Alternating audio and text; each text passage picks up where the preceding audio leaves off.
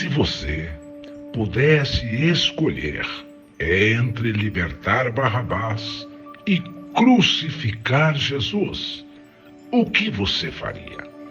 Que tipo de entendimento teve você ao ouvir essas histórias e passagens bíblicas? Se você quer saber mais, Adam Sobrinho explica agora, dentro dos ensinamentos de Neville Goddard e a Bíblia. Vamos começar então a entender um pouquinho do que Neville queria dizer nessa lição de classe, quando ele foi dar essas lições de classe em 1948, onde ele disse que suposições acontecem de fato, e ele diz: esta nossa Bíblia nada tem a ver com a história, as explicações que esse homem dava lá em 1948. E ele dizia assim: alguns de vocês podem ainda estar inclinados hoje à noite a acreditar que, embora possamos dar uma interpretação psicológica, eles ainda poderiam ser deixados em sua forma atual e interpretados literalmente. Você não pode fazer isso. E aí ele vai dizendo o seguinte: a Bíblia não tem nenhuma referência aos eventos como você foi ensinado a acreditar. E mais uma vez eu venho explicando sobre isso, sobre os ensinamentos e as crenças limitantes que vêm sendo implantadas na nossa mente. E somente quando eu fui entender isso, é que a minha vida começou a ser transformada. Hoje eu vou deixar aqui para você no final 3 dicas importantes para você fazer o seu dia ser diferente. Eu sempre falei, o seu dia começa na noite que você dorme. Então vamos lá. Neville diz o seguinte aqui. Olha que interessante. Quanto mais cedo você começar a apagar essas memórias e crenças que foram implantadas, melhor para você, porque você vai começar a entender. E ele diz assim: vamos tirar as histórias hoje e novamente vou lembrar vocês. O que vocês precisam é recriar essas histórias na sua mente. Só não coloque em prática quem não quer. Ele diz aqui, olha, tenha em mente que, embora agora pareça ser história de pessoas, né, totalmente despertas, o drama é realmente entre você. Adormecido mais profundo de você, e o consciente é que está acordado. Então ele refere-se a todas as passagens e os aprendizados, os escritos da Bíblia, se refere a uma batalha, um drama psicológico que aconteceu na época. Então não é com pessoas, não houve pessoas vivendo aquela situação, era um drama psicológico, e ele explica isso muito claro em todos os ensinamentos dele. Eu procuro esclarecer para você dentro da visão que eu tive, que é o que ele explica. Então ele diz aqui, ó, tenha em mente que você agora pareçam ser histórias de pessoas, tenha na sua mente, mas o drama é realmente entre você. É um drama psicológico. Então ele fala o adormecido mais profundo de você, que é o consciente, e o que você está acordado. Quer dizer, o consciente é o que você está acordado. E ele diz aqui, ó, eles são personificados como pessoas. Mas quando você chega ao ponto da aplicação, deve lembrar da importância do estado de sonolência. Toda a criação, como dissemos ontem à noite, ele diz na outra palestra dele, então toda a criação ocorre no estado do sono, ou naquele estado que é semelhante ao sono, o sonolento, estado sonolento. Ele diz, estado que antecede ao sono, entre parênteses, estado de hipnose, transe hipnótico. Então ele diz isso para você começar a entender isso. Ele diz aqui, ó, olha o que ele diz, que toda a criação, vamos de novo aqui, ó, toda a criação, como já foi dito, ocorre no estado do sono.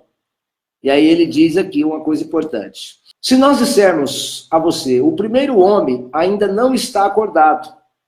Olha o que ele diz, o primeiro homem ainda não está acordado. Você, segundo Neville, é Adão, o primeiro homem, ainda em sono profundo. Então o que ele quer? Quer que você acorde para a sua vida. Ele diz o criativo, você é a 4ª dimensão, cujo o lar é simplesmente o estado em que você entra quando os homens chamam de sono. É esse estado que você entra pela 4ª dimensão. E ele diz o seguinte, a nossa primeira história para essa aula de hoje, segundo Neville, encontra-se no Evangelho de João.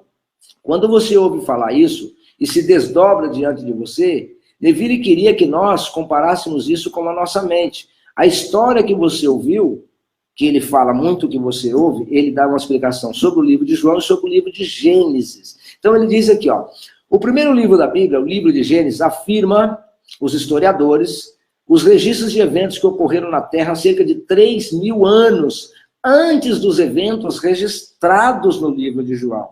Então o livro de Gênesis ele já revela coisas registradas 3.000 anos antes do que foi registrado por João. E aí ele vem dizendo aqui, ó, ele peço a vocês que sejam racionais, né, ele diz. Que sejam você. Não acha que o melhor escritor poderia ter escrito essa história? Você é o juiz para saber se mesmo um homem inspirado não poderia ter contado a mesma história. História é dito de forma diferente, e é verdade. Eu faço esses treinamentos, às vezes, em alguma empresa, e eu conto uma história para uma pessoa e peço para que ele repita. Gente, quando chega no 10º, a história é totalmente diferente. Então, Levi diz, Pilatos se virou para ele e disse, mas vos tendes o costume de eu vos libertar na Páscoa. História de Pilatos. Porventura, quereis que eu libertes o rei dos judeus? Então eles o chamaram novamente, dizendo, não a este homem, mas a Barrabás. Eu gostei tanto dessa explicação quando eu li, ouvi Neville explicando sobre Pilatos libertando Barrabás e crucificando Jesus Cristo. Então ele explica para você entender isso aqui, ó.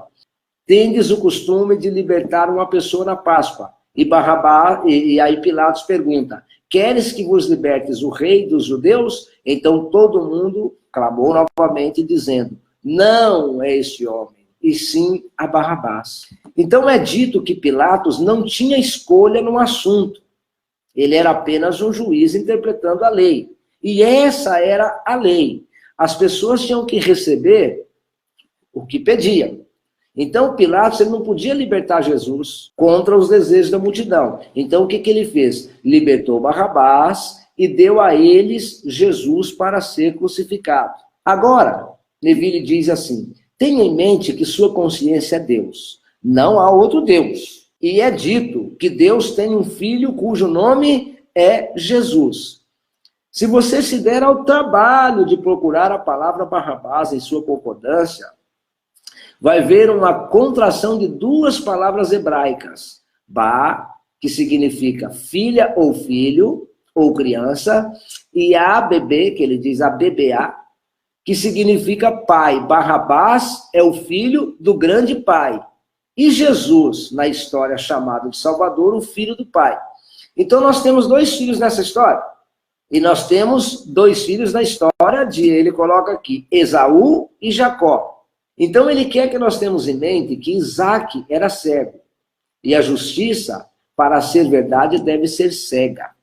Então, nesse caso de Pilatos, né, que não seja fisicamente cego, não é fisicamente cego, mas a parte dada a Pilatos implica que ele era cego, porque ele era um juiz. E todos os grandes, ele diz, edifícios da lei do mundo, vemos dama ou homem que representa a justiça como sendo vedados, não é? Você sempre vê aquela imagem da justiça com a venda nos olhos, ou seja, então ele diz assim, não julgue pela aparência, mas se julga pelo justo.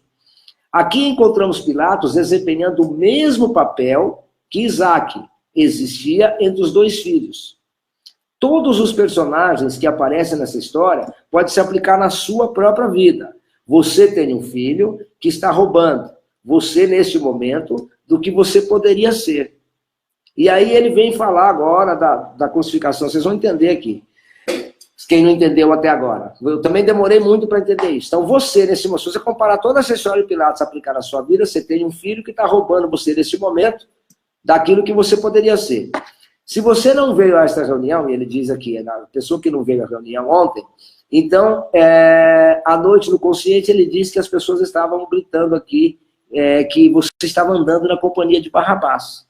Quem faltou a classe do Levi. Então, o que ele quer dizer isso? Que você deve sim soltar o Barrabás.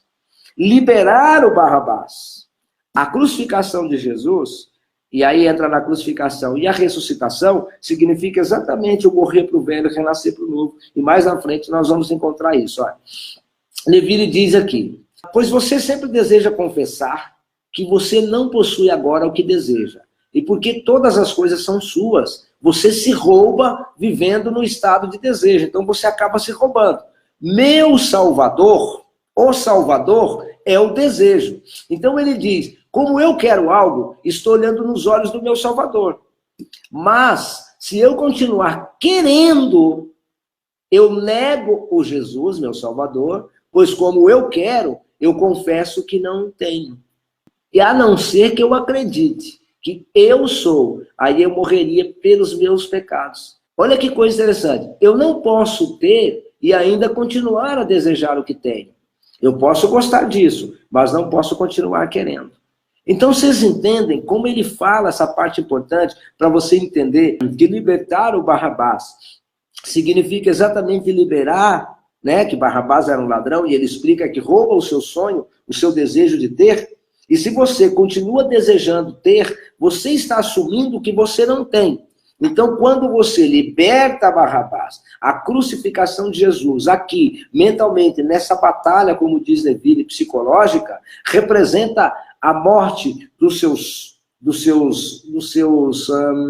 suas crenças, vamos dizer assim, que engloba já de uma maneira geral, e a ressuscitação para um novo. Então, quando você começa a ter esse entendimento, e Neville dá várias explicações, de que a morte é a melhor coisa que está escrito na Bíblia. Ele fala isso.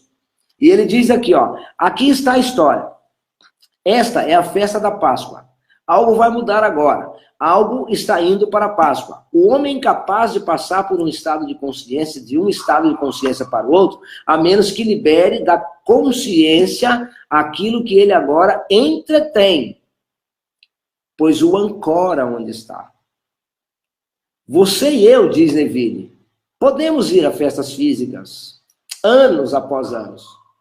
Quando o sol entra no grande signo de Áries, mas isso não significa nada para a verdadeira Páscoa mística. Então ele vem contar a história da Páscoa representada mentalmente para a gente, né, nessa guerra psicológica, diferente. E aí ele diz aqui, ó, para manter a festa da Páscoa, a festa psicológica, passo de um estado de consciência para o outro, ou seja, de um estado de consciência para um estado do subconsciente. E aí ele diz aqui, ó, e eu faço isso, libertando Barrabás, o ladrão que me rouba, desse estado que eu poderia incorporar no meu mundo. O estado que eu procuro incorporar é personificado na história de Jesus o Salvador. Se eu me tornar o que eu quero, então eu estou salvo do que eu era. Se eu não me tornar isso, continuo mantendo dentro de mim um ladrão que me rouba o que eu poderia ser. Por isso ele fala, olha, de novo, essas histórias não têm referência nenhuma à pessoa que viveu, nem a qualquer evento que tenha ocorrido na Terra. Esses personagens são personagens eternos na mente de todos os homens do mundo. Você e eu perpetuamente mantemos vivos Barrabás ou Jesus. Você sabe a cada momento quem é você. Então, não condene uma multidão por aclamar que deve libertar Barrabás e crucificar Jesus. Não é uma multidão de pessoas chamadas judeus. Eles não tinham nada a ver com isso. Se formos sábios, diz Neville, nós também devemos chamar pela libertação desse estado de espírito que nos impede de ser o que queremos ser e nos restringe, de não nos permite tornarmos o ideal que buscamos. Por isso nos esforçamos para alcançar nesse mundo. E ele reflete aqui, eu não estou dizendo que você não está, nesta noite ou em qualquer noite, encarnando Jesus. Ele só quer lembrar as pessoas que nesse momento você tem uma ambição que não está satisfeita. Então você está entretendo aquilo que nega o cumprimento da ambição. Aquilo que nega, e isso é o Barrabás. Por isso ele explica sobre isso, a libertação de Barrabás. Ele vem aqui e continua mais, ó. Para explicar a transformação psicológica e mística, conhecida como Páscoa, ou travessia, você deve se identificar com o ideal que você serviria. E você deve permanecer fiel a esse ideal. Então, permanecer fiel ao seu desejo, o que você quer. E aí ele diz, se você permanecer fiel a ela, no caso, a sua história, ao seu desejo, você não apenas a crucifica, pela sua fidelidade, mas ressuscita sem a ajuda do homem. Então vamos lá.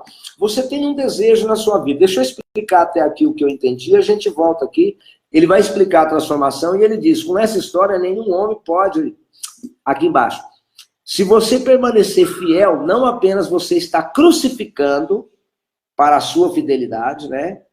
Mas também ressuscitando sem a ajuda do homem. Então, o que vai acontecer? Jesus, aqui na história de Levi, ele representa o seu Salvador. O que é o seu Salvador hoje? É o seu maior desejo, são as suas ambições, isso é o seu Salvador. Isso é Jesus que é encarnado em você mesmo. Nós somos Pai e Filho, Espírito. Nós somos Deus, nós também somos Jesus. Neville, inclusive, separa consciente como Jesus, subconsciente como Deus. Então, o que acontece? Você tem Jesus, é o seu Salvador. Por que ele compara com o seu Salvador? Porque a maioria de nós, quando temos um desejo, a gente diz, nossa, se isso acontecer, isso vai salvar a minha vida. Sempre você está buscando algum desejo que entra como seu Salvador. E você... Muitos de nós, né, estávamos, eu digo estávamos porque não estou mais, mas eu antigamente estava assim, eu ficava preso, né, preso a Barrabás, eu não liberava o Barrabás da minha mente, que é o ladrão que não deixava eu seguir os meus sonhos e os meus projetos, assim como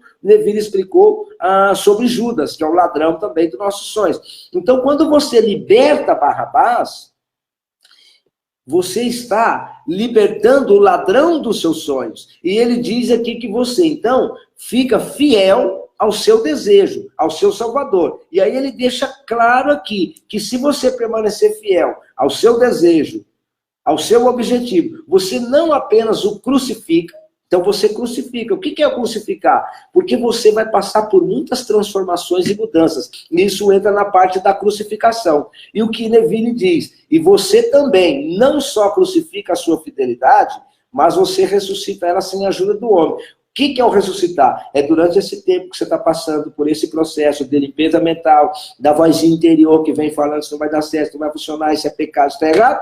Quando você entende isso e parte para essa crucificação, você renasce, ressuscita, né? E aí o que ressuscita é um homem novo, com sonhos, com objetivos, ressuscita os seus sonhos. É essa a explicação de Neville Goddard para essa passagem sobre a Páscoa e sobre a história de Pilatos, da multidão, enfim.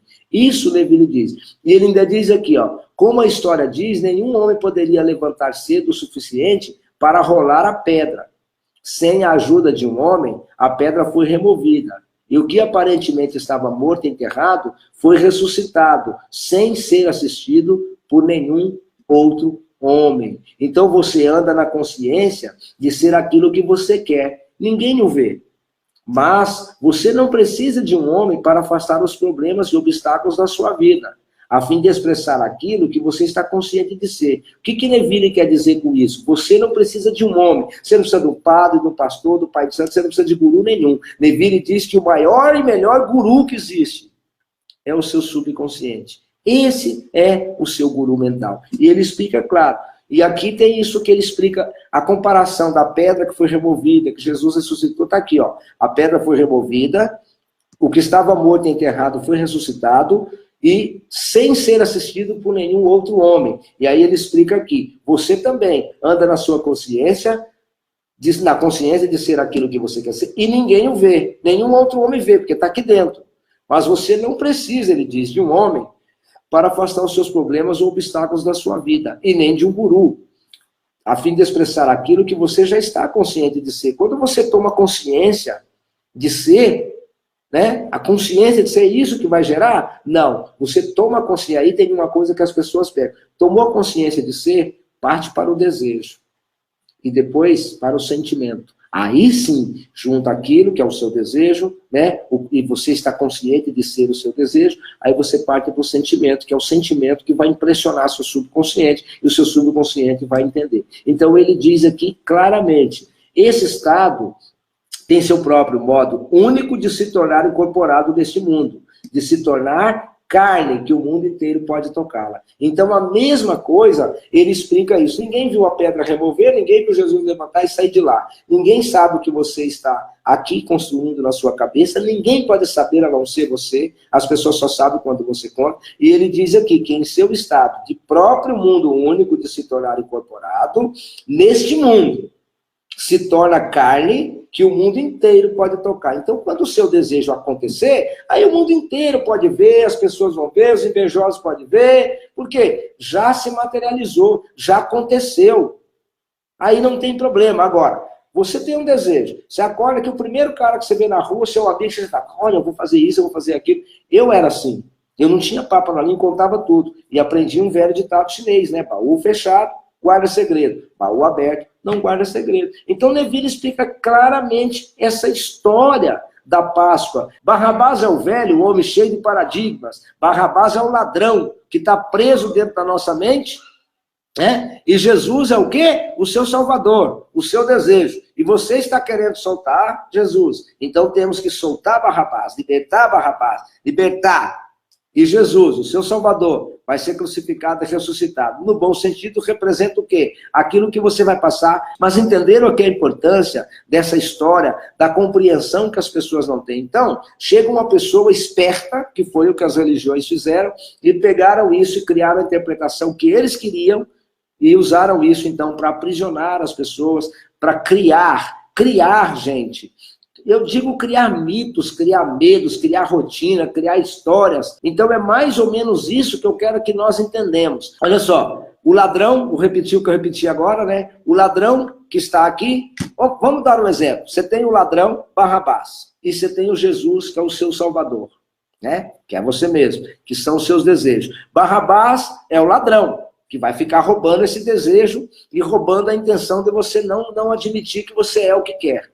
E você precisa fazer o quê? Se você tem que libertar o Barrabás, então liberta o ladrão, crucifica Jesus.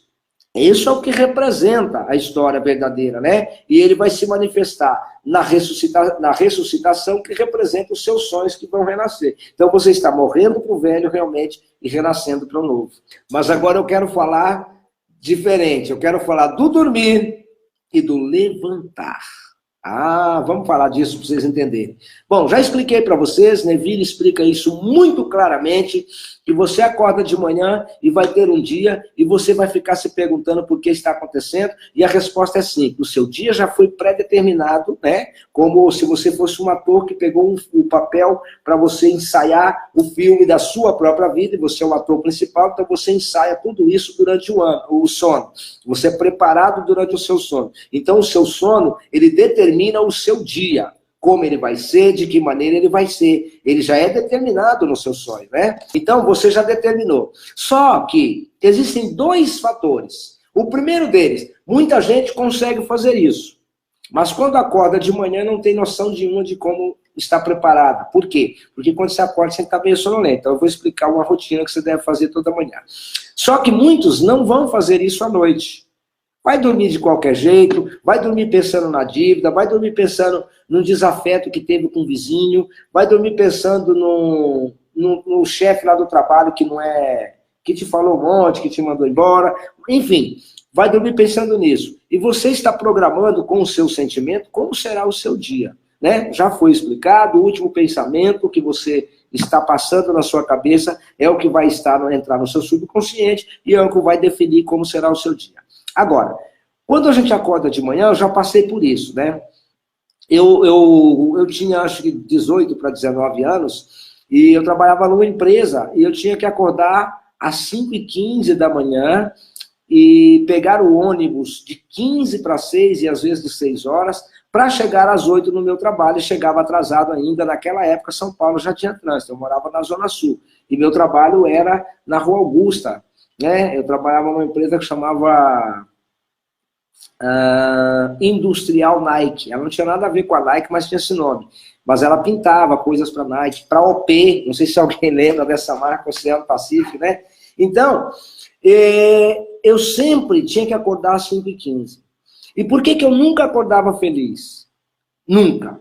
Dificilmente eu acordava e não entendia, né? Hoje eu entendo.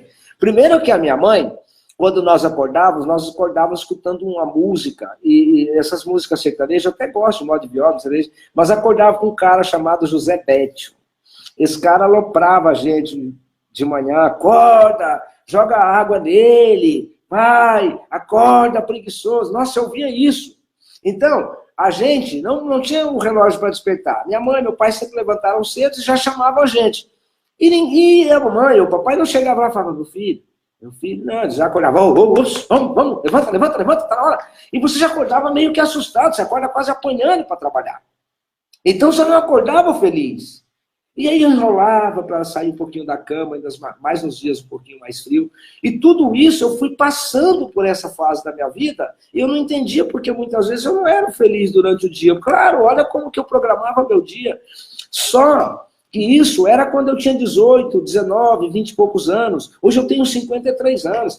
Hoje, com esses ensinamentos, eu consegui mudar. Mas mesmo depois de estudar Neville, eu ainda cometia alguns enganos e alguns erros. E o qual deles era? Quando eu tinha que acordar um pouco mais cedo, ou mesmo quando eu acordava normalmente, 7 horas, 8 horas. Hoje tem dia que eu acordo 9, 9 e eu acordo a hora que der.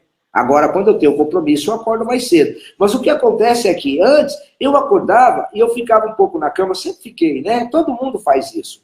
Só que, se você usar esse momento que você fica na cama para fazer o que eu vou te falar agora, você vai ver que você vai aproveitar e o seu dia vai ser maravilhoso. Então, o que acontece? Eu acordava de manhã e ficava mais um pouquinho.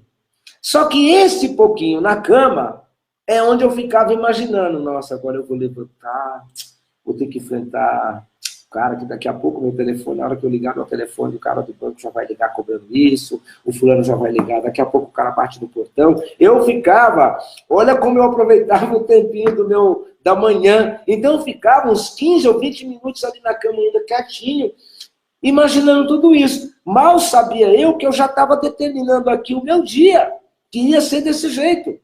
E ele era incrível como eu atraía. Essas coisas aconteciam exatamente na mesma proporção que eu pensava. Então, esse é um fato. Outro fato. Muitas vezes nós temos preguiça e não temos compromisso. E muitas vezes nós assumimos o compromisso, mas não temos uma disciplina com a gente mesmo. O que é essa disciplina? Todo dia que eu acordar, eu vou fazer isso e isso. Ou você que trabalha, ou já trabalhou para alguém, você não tem que ter disciplina na sua empresa? Não tem regra para ser cumprida? Você precisa ser disciplinado? Por que não, a gente não é com a gente? Então, quando você acordar pela manhã, simples, usa. Cara, se você separar 5 ou 15 minutos de manhã, então usar esse tempinho, né? A menos que você esteja com a bexiga muito cheia, tem que ir no banheiro correndo, mas se você conseguir acordar e fechar os olhos novamente antes de despertar, antes de levantar, você ainda está num estado muito fácil de entrar no subconsciente. Por isso a parte da manhã é tão importante quanto a noite. E você usar esse tempinho e falar, acordei, obrigado. Primeira coisa, obrigado, muito obrigado, porque o meu dia já é maravilhoso. Não diga que o seu dia será maravilhoso. Meu dia já é maravilhoso. Eu já amanheci saudável. Eu já amanheci enxergando, falando, sentindo cheiro, sentindo gosto, sentindo tato. Toque você. E você começa a agradecer. Muito obrigado que eu estou vivo, eu estou acordado. Meu dia já é maravilhoso. Só pelo fato de eu acordar, meu dia já é maravilhoso. E assim ele será durante todo o dia. Aí eu uso a técnicazinha de visualização. E essa visualização pode ser você fechando os olhos e visualizando como você deseja o seu dia. Ah, que maravilha. Se você tem que sair para trabalhar, já visualiza você chegando, seu chefe, seu diretor, seu líder. Eu não temos chefe, na minha época tinha chefe, tinha carregado, já te recebendo, te dando bom dia. Se você não trabalha, já sente o cheiro daquele café que você vai fazer, como se ele já tivesse feito, sente o sabor daquele pão que você vai comer, enfim. Sente, mas procura visualizar. Se você tiver dificuldade de visualizar, eu te dou uma dica. Sabe aquele quadro mental, quadro das visualizações, que foi explicado tanto no filme O Segredo? Faça um e coloca bem de frente, do lado da sua cama, no teto, aonde você, então, depois da gratidão, você começar a olhar. E aí você vai, então, fazer isso todos os dias, mas faça disso uma rotina. Né? Uma rotina, ou um hábito, como, eu tenho o hábito de fazer isso. Então, que vire um hábito na sua vida, que vire uma rotina. Não importa se você está dormindo na casa de alguém, se você está dormindo no hotel, aonde você estiver dormindo na sua casa. Gente, Se vocês fizerem isso de 5 a 15 minutos, você vai ver como vai ser o seu dia, como você vai conquistar mais coisas, porque você dormiu à noite fazendo os exercícios ensinados. Então, talvez você acorde e, por falta de tempo, cria essa rotina para você. Porque a rotina, ela vai se tornar repetitiva na sua vida. E vai ficar tão automático para você, assim como é automático as coisas negativas, e você só percebe que isso é automático quando você começa a fazer as limpezas, quando você começa a se limpar, quando você começa a entender, quando ele vem. Simples, simples assim. Cara, se você não tiver um compromisso com você, se você não tiver uma mesma disciplina que você tem no seu trabalho, você não tiver aqui com você na sua vida, nada vai andar. Então cria esse hábito de acordar de manhã, liberar o Barrabás, crucificar o Jesus, ele vai ressuscitar, que é o seu Salvador. Por isso ele precisa ser crucificado. Ressuscita ele todos os dias, liberta o Barrabás todos os dias da sua vida, de noite e de manhã. Cria um hábito, acorda de manhã, já foi como disciplina, como hábito, como rotina para você. Eu tenho compromisso comigo, faz isso. É isso que eu quero que você entenda. É esse compromisso que você tem que ter com você. Se não ficou dúvida sobre essa libertação, eu quero que você hoje liberte esse Barrabás de dentro de você, que fica roubando seus sonhos. Põe esse cara para correr daí, deixa ele sair daí e prepara o seu Salvador, o seu desejo que vai te salvar. Né? Conhecereis a verdade e ela vos libertará. E aí está uma coisa que vocês estão conhecendo, não através de mim, através dos ensinamentos de Neville Goddard. Eu desejo tudo de melhor para cada um de vocês. Mas quem tem que sentir tudo de melhor é cada um de vocês. Eu desejo, mas você sinta o melhor. Um beijo no coração, muito obrigado por me acompanhar aqui. Grande abraço, obrigado mais uma vez. Tchau, tchau, galera.